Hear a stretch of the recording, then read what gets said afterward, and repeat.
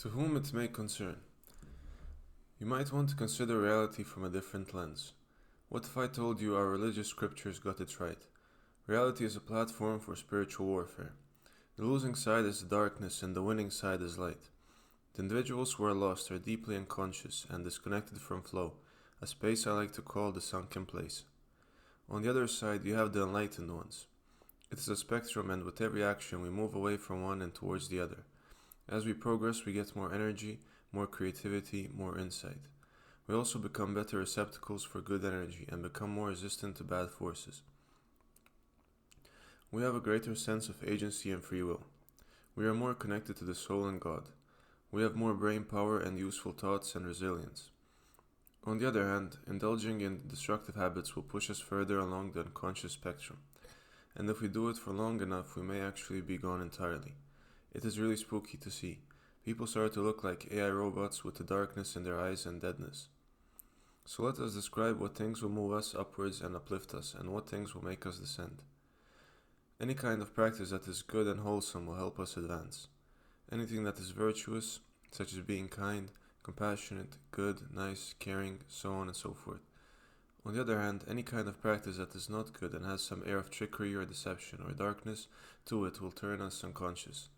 So things like being mean, stealing, abuse, manipulation, indecency. Now that this has been established, let us look at some techniques that have sprouted and can be very much observed in the real world today. Certain memes that people do unawarely that holds them back. We have the classic example of idolizing meanness in society. We all know the tropes. Girls love assholes, roasting each other, taking satisfaction in someone's suffering. I call these habits perverted pairings. This is the idea where people will be disingenuous in order to communicate meanness in a socially appropriate way. So something like girls doing beta male shaming to guys, where they will be fake nice to them or treat them like little children, not recognizing their masculine. Another is the elderly treating their younger family members as if they are even younger and more immature than they really are. Or the idea of gender tropes where men are just dirty dogs or women always gossiping and it being a guilty pleasure to indulge in. The idea is that you have a pairing of good and bad and people take the bait and look for the good, but the point is more so to communicate the bad. As the light and the darkness dance, the world is created. You need two enlightened individuals for every 98 unconscious ones. They will constantly attack the enlightened who may feel lonely and misunderstood. The other side will deem them full of themselves. They will not like them and they will not know why. But the truth is that they depend on them. The other side has broken free of the lower emotions like guilt, fear, shame, or anxiety. These emotions may still appear, but their corresponding states are virtually gone. Furthermore, the enlightened have forgone the idea of personal claim, because they understand everything is shared and borrowed, and they themselves belong to everything and everyone. Every individual has a reservoir of both good and bad energy in them. The power of discernment of things such as energy comes with progress in the evolutionary spectrum. A person who is rather unconscious will not feel anything at the touch of a car, or the experience of eating an oyster, but the enlightened person will. For the person wishing to progress up, it is required for them to transcend their ego and to give up personal acclaim, as well as to process past dark trapped energy such as old fears and traumas. Awareness for this processing is enough. It is important for the person to discern that their fear of their father is within them, for example, so that they may digest it and release it and be free from it. Present conscious awareness of the energy within is enough, but to discern it requires some attention. One accumulates the power of attention as they evolve. Now let us discuss the charging stations in society for the darkness. Chaotic energy wishes to infect us, and there are certain things that keep its existence very much alive. Our entertainment system promotes harmful propaganda and messaging. The food we eat, which is processed, carries with it the energy of decay. Same as the medication, the cosmetic products, the cleaning products, the soulless and monotonous jobs, the social norms and tropes and beliefs, mortgages and loans. This list is much greater, but for the time being, it is good enough to consider the dichotomy of the natural and the unnatural. If someone looks at the ingredient list of toothpaste or soap, one will find that most of these things are unnatural and have been linked to damaging effects on the bodily system. Some other sources are drug culture, as well as hormone replacement therapy and gender surgery and psychotropic drug therapy and medication. If it is unnatural, it will poison. A lot of the foods create sugar addiction in us, air fresheners. All these things eat away at your power. Caffeine is bad for REM sleep. Destructive habits allow dark energy to enter, and it may do so without obvious signs.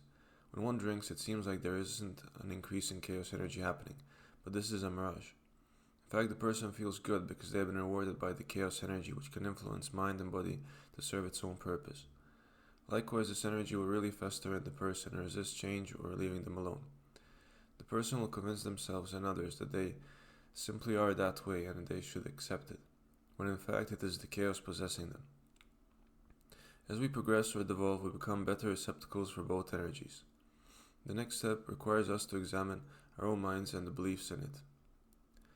The truth of the matter is that the mind is infinite, but to cultivate the right thoughts like a garden, it is necessary to pluck away weeds and to tend to it. The food one eats will be important, but also to throw away the clutter. The other side lives in the field of never enough. The self-esteem mirage is very much alive and blinds the person. The other side knows every day is immaculate. Pain is enjoyable, love, food, everything. There is a silent acceptance to pain and joy and sadness and hurtness and bliss, and it is all good. Why does the person want to hurt you when they are on the other side? They want to feel superior to you. The kicker is that they are able to make you feel pain. You are not immune to it. But the difference is you do not take it personally. The unenlightened wants personal triumph and ownership. The enlightened navigates from this trap because they know everything comes from everyone, and even things like personal thoughts do not fully belong to them. The enlightened person sees everyone as equal, whereas the unaware sees the illusion of difference and buys into the social hierarchy trap. Existence is an etch-a-sketch that is constantly being negotiated. Forms will transmogrify in predictable ways. With our attachments and desires and longings often linked to the human condition, we are led by the darkness and play into its gimmicks. Truth, clarity, and knowledge are on the side of the enlightened, whereas the unaware deceive and are fake, spreading confusion which is breeding grounds for deception. The enlightened wishes to help everyone. The ego in the unaware and unconscious tends to be self-serving and prioritizes themselves and wishes to enter into win-lose dynamics. This is expressed in subject choice and the fundamental divisive act by the ego which believes in separation. The enlightened may feel empty to the egoic. They will fear delight and genuine help and interpret it as a threat to existence, which it is to the ego. A belief in a personal mind and body illusion keeps this reality and belief matrix very concrete, but the enlightened realizes that their mind and body are not their own. For just as one is powerless to control emotions, as any emotion can enter into their body field and mind field, one also has the ability to generate good energy and to influence others. Furthermore, with respect to beliefs, the egoic derives the illusion of identity from them, whereas the enlightened realizes all beliefs are limiting beliefs. The enlightened is generally at ease and aware of his surroundings. The unaware seems to be operating on autopilot, and oftentimes they are simply in service of the darkness energy in them.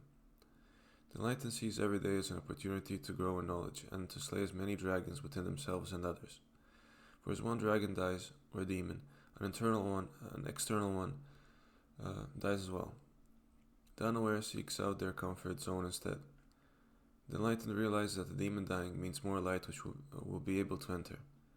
He also knows that when a demon dies it screams, as an attempt to prevent the behavior from recurring because the dark wishes to protect its kind.